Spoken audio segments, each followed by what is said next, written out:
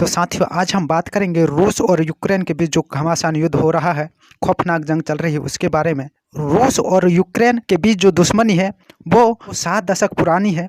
और साथियों रूस और यूक्रेन के बीच जो है युद्ध चल रहा है ये कब खत्म होगा? तो साथियों रूसी राष्ट्रपति व्लादिमीर पुतिन ने फ्रांसीसी राष्ट्रपति इमैनुएल मैक्रों के बीच जो है फोन में बात हुई है। और व्लादिमीर जो पुतिन फ्रांसीसी राष्ट्रपति के सामने 2 शर्तें रखी हुई है जो कि युद्ध खत्म करने की मांग रखी हुई है। सबसे पहला है यूक्रेन का विसैन्यीकरण होनी चाहिए और दूसरा पश्चिमी देश क्रीमिया पर जो है रूसी संप्रभुता पर मान्यता दे। तो रूस ने जो है फ्रांसीसी राष्ट्रपति के सामने युद्ध खत्म करने की ये 2 मांगे रखी हुई है। यूक्रेन और रूस के बीच जो विवाद की सबसे बड़ी वजह है वो है साथियों ये नाटो। अब ये नाटो क्या है इसके बारे में आपको बता देता हूँ। तो साथियों नाटो का जो फुल फॉर्म होता है वो होता है नॉर्थ अटलांटिक ट्रीटी ऑर्गेनाइजेशन, जिसको हिंदी में उत्तरी अटलांटिक संधि संगठन कहा जाता है। इसकी स्थापना 4 अप्रैल 1949 को हुआ था और इसकी जो मुख्यालय है वह ब्रुसेल्स बेल्जियम में स्थित है। यहाँ की जो आधिकारिक भाषा है वो अंग्रेजी और फ्रांसीसी है और यहाँ की जो मुख्य सचिव हैं वो हैं जेन्स स्टोल्टेनबर्ग। ये आपको याद रखना है।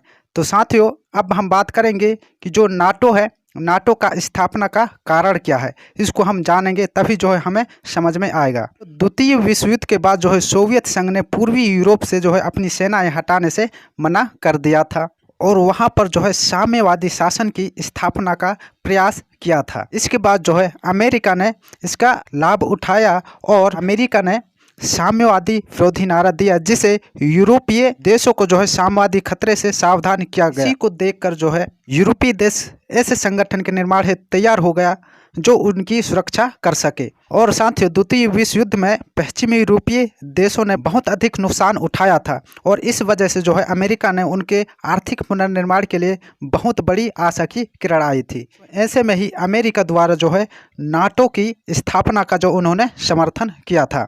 और साथियों 4 अप्रैल 1949 को जो है नाटो का स्थापना हुआ, जिसमें जो है 12 देशों ने सदस्यता लिए थे, जिसमें थे France, Belgium, Luxembourg, Britain, Netherland, Canada, Denmark, Iceland, Italy, Norway, पुर्तगाल और संयुक्त राज्य अमेरिका। वर्तमान में जो है सदस्य संख्या इसकी 30 है नाटो की।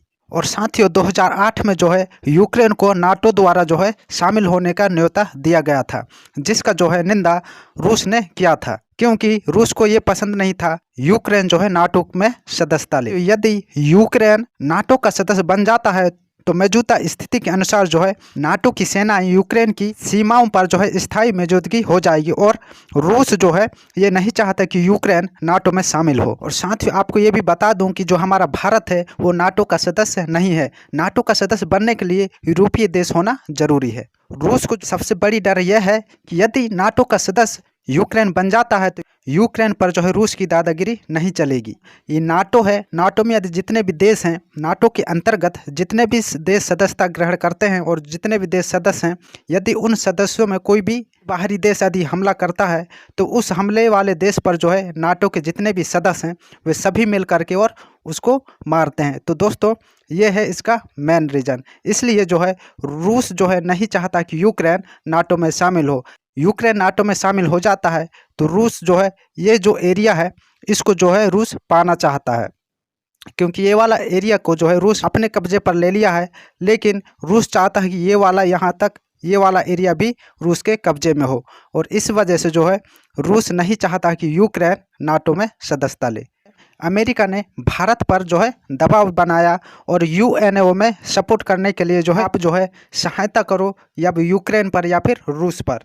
भारत ने सीधे तौर पर मना कर दिया कि हम जो है सपोर्ट नहीं करेंगे, ना हम रूस की तरफ से हैं ना यूक्रेन की तरफ से। इस तरीके से जो है भारत ने बोल दिया, क्योंकि दोस्तों रूस के साथ भी जो है हमारे भारत का अच्छा खासा फ्रेंडशिप है, दोस्ती है और रूस जो है हमेशा हमारे भारत को सपोर्ट करता रहा है। भारत ने अमेरिका का बात इसलिए मना कर दिया क्योंकि दोस्तों अक्सर जो है रूस ही हमारी सहायता करता है। तो रूस का सीधा सा कहना है नाटो और यूक्रेन लिख कर दें कि कभी भी यूक्रेन को नाटो में शामिल नहीं करेंगे और एस्टोनिया, लात्विया, लिथुआनिया इनके पास जो है नाटो सेनाएं बैठी हुई हैं वह वापस लें और अमेरिका यूरोप में परमाणु बम रखे हैं उनको भी वापस लें। यह जो है रूस का कहना है। रूस का जो मेन रीजन है वो है कि ये जो क्षेत्र है ये वाला क्षेत्र, ये पूरी तरीके से जो है इसको हासिल करना चाहता है। ये वाला क्षेत्र को जो है रूस अपने कब्जे में ले लिया है, लेकिन ये जो है ये वाला क्षेत्र भी लेना चाहता है, जिससे कि जो है यूक्रेन एक लैंडलॉक एरिया बन जाए। तो ये जो एरिया है यहाँ पर जो है नाटो की जल सेनाएं इधर आ जाती थी, वो सेना भी इस पर जो है ना आ सकें। और साथ ही एक बात ये भी है कि जितनी देरी जो है युद्ध में ख़त्म होने में लगेगा, उतना ही पेनाल्टी जो है रूस पर भी लगेगी, महंगाई की मार भी होगी। और साथ ही आपको मैं एक बात और भी बता दूं कि भारत ने इसलिए मना किया क्योंकि रूस के साथ अच्छा खासा दोस्ती है। जब बात आई थी आर्टिकल की या फिर जो भी जम्मू कश्मीर से रिलेटेड घटनाएं हुई हैं, उन सभी में जो है रूस ने साथ दिया है और रूस ने ही ज़्यादातर जो है हथियार हमारे भारत को सप्लाई किया हुआ है। इसी में जो है परमाणु बम परीक्षण किया गया, तब भी जो है भारत के खिलाफ सभी देश हो गए थे, लेकिन रूस ने साथ दिया था। और आज भी जो है रूस हमारी मदद करता है। S-400 है, ये भी जो है रूस ने दिया है। और INS जो विक्रमादित्य है, ये भी जो है रूस ने हमको दिया है। और जो टाइमिंग इंजन है वो भी रूस ने हमारी मदद की है, जो कि अंतरिक्ष में जो भी मिशन हम भेजते हैं रूस हमारी मदद करता है।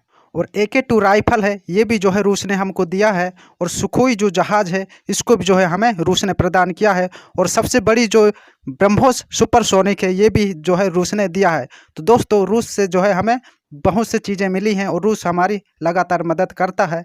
इसलिए जो है हमारे देश के प्रधानमंत्री और राष्ट्रपति ने सीधे तौर से मना कर दिया कि हम ना रूस की तरफ से हैं ना यूक्रेन की तरफ से। इस युद्ध से जो है भारत में भी असर पड़ेगी और महंगाई की मार भी होगी। गैस सिलेंडर है, ये भी जो है इसके दाम भी बढ़ेंगे, पेट्रोल और डीजल के दाम भी बढ़ेंगे। और साथियों जो तेल है, सरसों का तेल, इसके दाम में भी बढ़ोतरी होगी, क्योंकि दोस्तों यूक्रेन से ही हमारे देश में जो है तेल आता था। दवाइयों में जो है रूस को महंगा पड़ेगा, क्योंकि दोस्तों ज़्यादातर ये दवाइयाँ हैं वो भारत यूक्रेन को सप्लाई करता था। और इस युद्ध की वजह से यूक्रेन को अब जो है ये दवाइयाँ महंगी पड़ेगी।